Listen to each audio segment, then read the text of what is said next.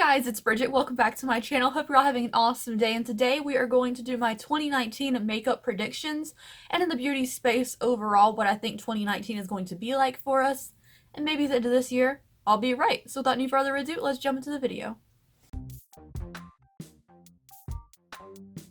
Alright guys, before we get started, all of these things are just my opinions and predictions. If you think anything else is going to happen in the year, I'd love to hear it down below because you probably give me like some new ideas, like, oh, that sounds really interesting, or yeah, it's probably going to happen. So let's get started with my first prediction, which is a rise in creamy eyeliner pencils. I feel like 2018, no one really put out that many eyeliner pencils, and it feels like something that's really lacking in the makeup space. People are not really talking about like waterline pencils as much these days. So I'm thinking for 2019 they're gonna make a comeback, maybe with some fun colorful things, maybe more metallics. We saw Urban Decay put out the heavy metal set of eyeliners, but I'm thinking maybe for 2019 we get some more colorful, really creamy waterline eyeliners, especially things that can stick into sensitive waterlines like my own or people who have watery eyes. I think we can come up with some nice, cool innovations in eyeliner pencils since they've been around for almost forever.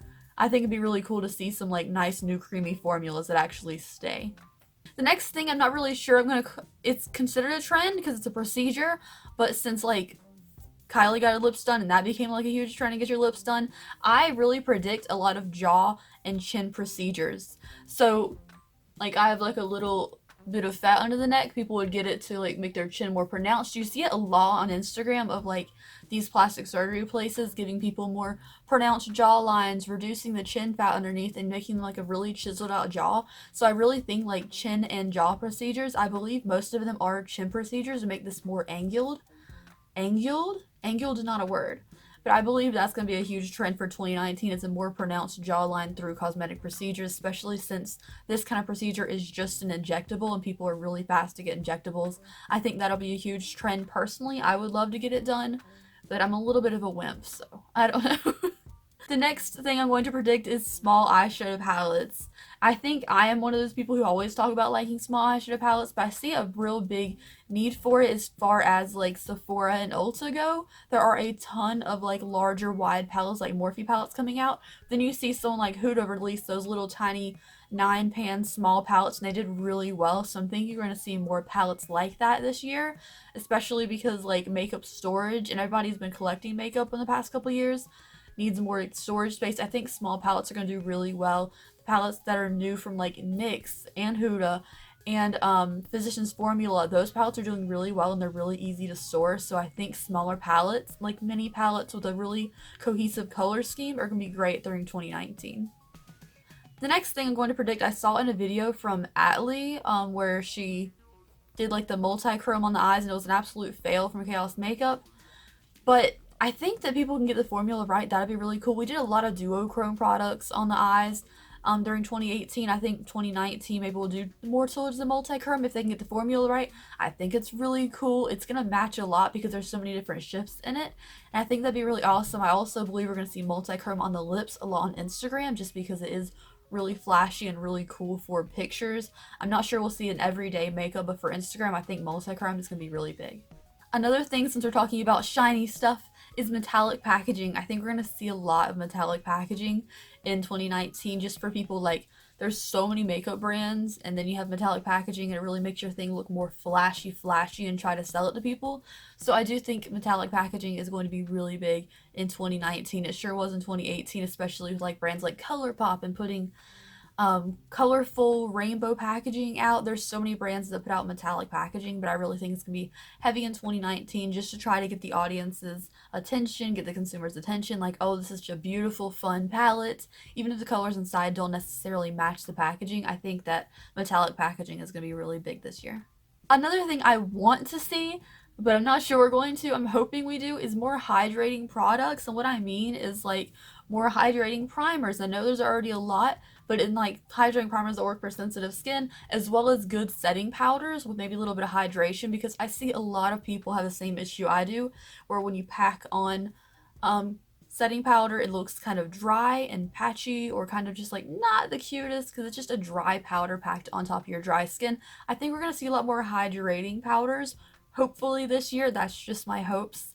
And then things like the primers I said and maybe some like really creamy brow products instead of like pomades, which can sometimes be really creamy and other times they can be kind of a dry pomade. I want to see more creamy moisturizing products this year. The thing with hydrating products is I think matte is kind of out. It's been out for the last 2 years. I still really thoroughly enjoy everything being matte. But I think more hydrating things and more dewy finishes, like foundations, are really going towards like the dewy finish lately. I think that's really gonna be big, especially for the hydrating category. I think maybe like, I don't know, what's a skincare brand? I don't know, maybe like Pixie, who does a lot of skincare and also does makeup, will put out some like really cool hydrating products. Since we're talking about hydrating products, let's talk about lipsticks. Now, I do think stick lipsticks are going to make more of a comeback in 2019. They came back a lot in 2018 as well, but I still personally am not over liquid lipsticks. I love liquid lipsticks. I love being able to eat and not worry about my lipstick coming off, and it's really comfortable because they've got the formula down. But I do think since like a lot of 90s stuff is in right now, stick lipsticks and kind of creamy, shiny lips are going to be back in. I think shiny lips with lip gloss were a huge 2018 thing, but then it's an extra product, and I think for 2019 we're gonna go towards just more satin finish cream lipsticks instead of adding an extra gloss on top of a liquid lipstick product. So I think instead of having a liquid lipstick and then top of the gloss, I think we're just gonna go to a creamy, silky stick lipstick. Maybe y'all will, because I won't. Okay, so another thing for palettes, because palettes are the biggest thing in the makeup industry, let's talk about pressed glitters. I think we're going to see a lot less pressed glitters. I do think shimmers are going to stay really prevalent, so are duochromes, maybe multichromes like we speculated earlier, but I think pressed glitters are just going to kind of move away. Pressed glitters, again, are one of those things that take a lot of effort to get right. They could be kind of crumbly in the pan. They might not want to stick to the eyes. You have a lot of fallout with some underneath the eyes. You have to have a glitter glue or a glitter primer down first. So I think pressed glitters are going to move away just because they are a little more difficult to work with. They're still really pretty, and I think that loose powder glitters and stuff like that are going to be really relevant through 2019. But I think pressed glitters in an eyeshadow palette are going to kind of like not be as much of a thing. Maybe Huda Beauty will still do it because it's kind of like one of the things that make her palettes look pretty. But other than that, though, I think we're going to see a lot less pressed glitters. Now, something I'm just speculating will happen this year, and I'm actually pretty hopeful about it just because there's been a lot of laws passed lately that have been moving towards animal testing being banned. I'm hoping that at least one major brand like CoverGirl, who recently did it, will go cruelty-free and kind of help the industry move towards cruelty-free options worldwide. I'm hoping that maybe Maybelline, L'Oreal, or MAC will move towards cruelty-free. I know people are always like, MAC is cruelty-free. No, they're not. They have a third-party test on animals for them to sell in China. So, I'm really hoping that, I'm really thinking Maybelline will do it. I know L'Oreal has a huge space in the hair industry, so I'm not sure they'll be the first one, but it would be amazing if they were. But I do think that like Maybelline can make that switch and be cruelty free, and that would be a huge game changer. Like CoverGirl made like the first huge step, like as far as like a huge international brand, and I'm thinking maybe Maybelline will be next. I'm really hoping that Maybelline will be next. We just speculate on brands I want to see be cruelty free in 2019. It will be all of them, but I'm really thinking like Makeup Forever could do it, and so could Benefit, but Benefit seems really money hungry, so I don't know. But I'm thinking maybe Makeup Forever could do it, and I'd love to see who becomes cruelty-free in 2019. And I also, did you guys hear about California, like, stopping animal mills and only selling rescue animals in pet stores and stuff now? Like, that's amazing, and I'm very happy for you, California. But yeah, that's my prediction for 2019, is maybe one or two brands will become cruelty-free. Another prediction I have for 2019 is green.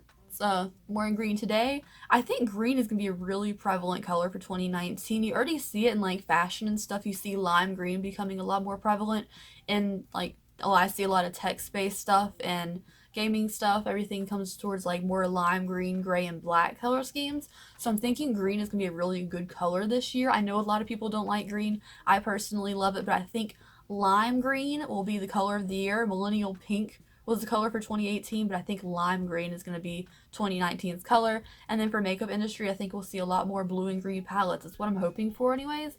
But I really like green eyeshadow. So Anyways, you guys, those are my predictions for 2019 makeup trends. What do you think? I'm kind of hoping for the green and then more cruelty-free brands. I really do think like the chin procedures and stuff will be also really prevalent. I'm hoping for more multichrome, but we'll see how easy it is to work with. Anyways, thank you guys so much for watching today's video. I hope you enjoyed it. Thank you guys so much, and I will see you tomorrow. Bye.